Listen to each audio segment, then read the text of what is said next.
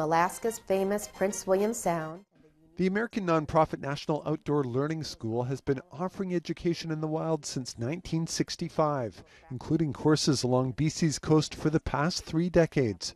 Its latest offering is a kayaking trip with a group of 10 participants working their way up from Washington State to Alaska from May to August next year. Knowles offers sea kayaking courses along some of the most beautiful coastlines in the world.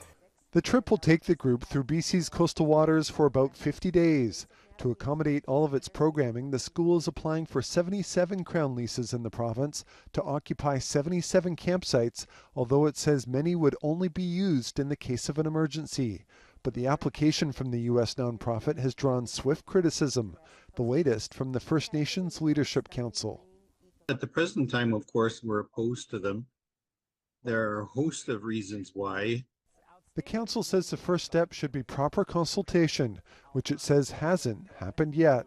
The Supreme Court of Canada has set out the requirements for consultation when you're doing something that affects First Nations people.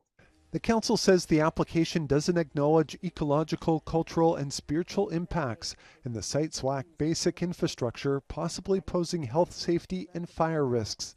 They also question welcoming an American organization with the current political climate. This just reflects the current feelings of Canadians, I think, to Americans and their initiatives within Canada.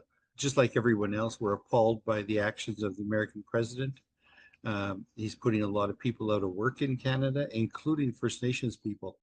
Knowles says it's been working closely with BC government agencies and First Nations to adhere to the proper application process, and that First Nations engagement has been ongoing. The school says it promotes environmental stewardship and practices no trace camping. In a statement, the province says it encourages companies from around the world to spend and invest in ecotourism here, and that it assesses every application for issues like wildfire and pollution risks.